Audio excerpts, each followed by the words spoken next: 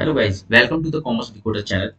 आज हम लोग देख रहे हैं कि आज दिन भर में हम लोगों एक ही हलचल थी कि बजट आ रहा है, बजट आ रहा है। आज देखते हैं हम लोग बजट में इनकम टैक्स में क्या क्या अमेंडमेंट आए हैं, क्या क्या चेंजेस आए हैं। वो आपको मैं बताता हूँ कि क्या क्या इसमें थोड़े से इनकम टैक्सेस में क्या क्या चेंजेस ये लोग इंट्रोड्यूस किए हैं गवर्नमेंट ने नए बजट के अकॉर्डिंग, और जो नए एक्ट में इम्प्लीमेंट होंगे।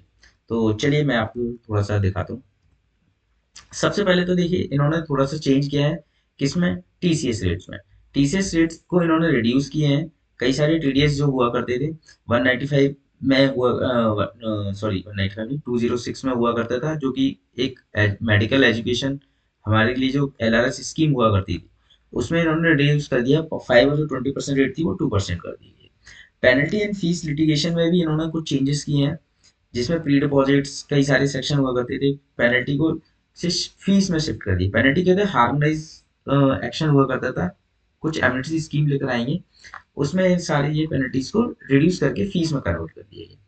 सेम रेवेन्यू मार्केट को स्टेबलाइज करने के लिए उन्होंने थोड़े से जो कि हमारे एफ एंड ओ जो ट्रांजेक्शन होते थे, थोड़ा सा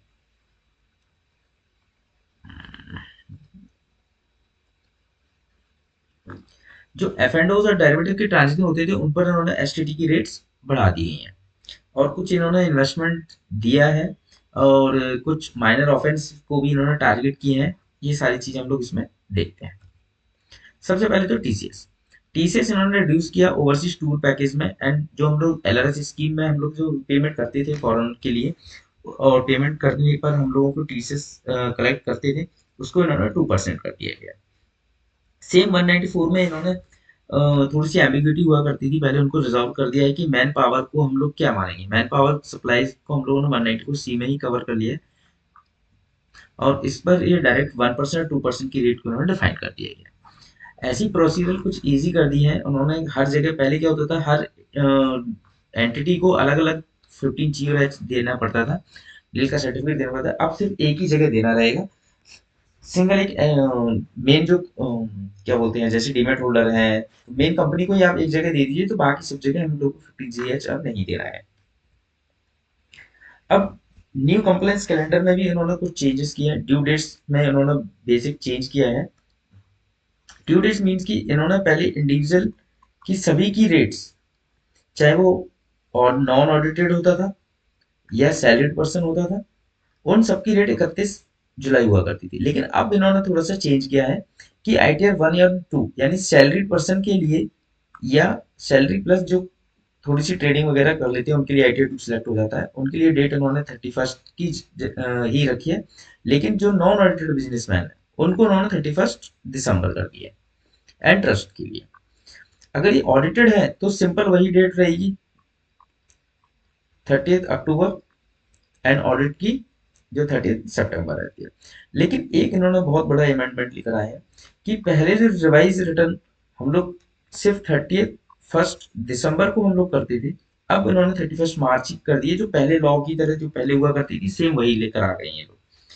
अब एक कंसेप्ट हमारा अपडेटेड रिटर्न का चलता था। अपडेटेड रिटर्न में इन्होंने क्या किया है, अब अपडेटेड रिटर्न में पहले 25% टैक्स दिए देना पड़ता था। अब रीअसेसमेंट के केसेस में भी आप अपडेट रिटर्न फाइल कर सकते हैं, और 10% एडिशनल टैक्स दे सकते हैं। ओके, तो ये इन्होंने थोड़ा सा चेंजेस लेकर आए हैं।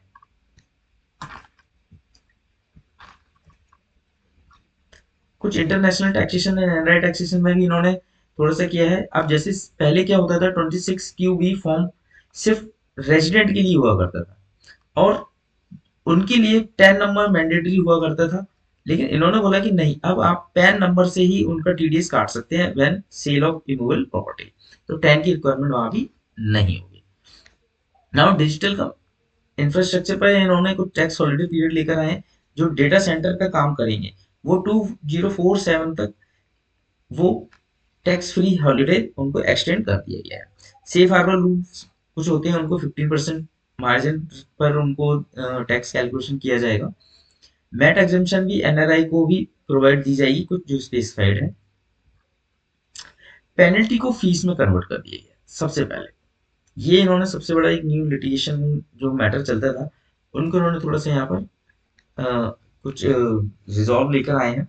जैसे डिस्क्रिमिनेशन पहले हुआ करता था कि माइनर ऑफेंसेस पर भी उनको पेनल्टी लग जाती थी, तो ये सारी चीज़ों को उन्होंने कैप्ड कर दी गई हैं।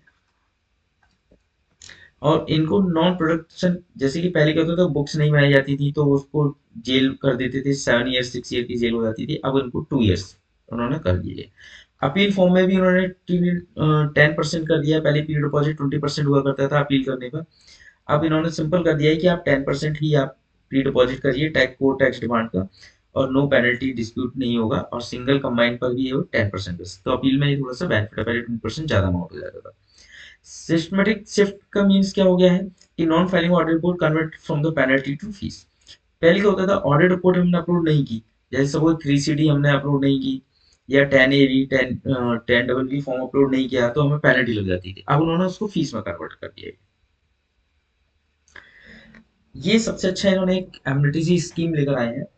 इसमें क्या होगा, फॉरेन डिस्क्लोजर एसेट पहले साल में एक बार होता था, अब इन्होंने बोल दिया है कि हम साल में 2 बार कर सकते हैं।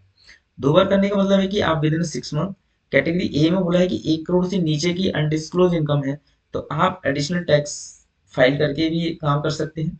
और कैटेगरी बी में डिस्क्लोज करेंगे, लेकिन 5 करोड़ से नीचे की आपकी एसेट होनी चाहिए।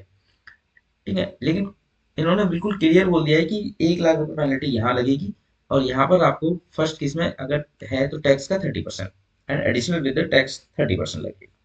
ये इन्होंने थोड़ी सी फाजिल अपॉर्चुनिटी दी है कि जिन्होंने डिस्क्लोज नहीं किया है, तो 2 केसेस में इनको करना है कि अनडिस्क्लोज इनकम एसेट आपकी 1 करोड़ से नीचे है, तो आप सीधे 30% टैक्स जमा करिए, जो नॉर्मल टैक्स है उस पर भी एडिशनल 30% टैक्स करेंगे, तो ये पूरा प्रोसिक्यूशन इनसे हट जाएगा।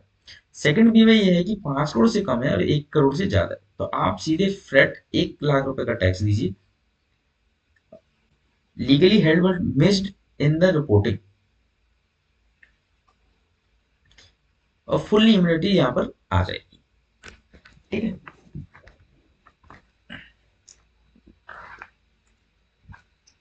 अब कैपिटल मार्केट, जो सबसे ज्यादा एफ को उन्होंने टारगेट हिट किया है, वो यहाँ पर किया है। फ्यूचर ऑप्शन में ट्रेडिंग अगर आप करते हैं तो पहले उस पर 2% ट्रांजेक्शन कॉस्ट लगती है, 0.02, अब 0.05 है, फिर 0.102 ऑप्शन बी में 0.15 कर दिया है, ऑप्शन एक्साइज गन पर 125 टू 15%।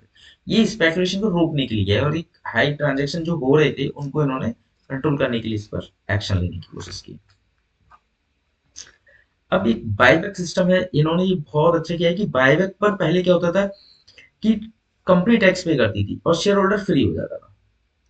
अब after from 2026 company direct share holder भी करेगी, और शेयर होल्डर टैक्स पे करेगा कैपिटल गेन पर। इट मींस, देखिए जो पहले चलता था वैसे ही सेम आ गया। प्रमोटर पर इसमें इम्पैक्ट करेगा कि प्रमोटर कितनी हायर लायबिलिटी पर इसको करेगा।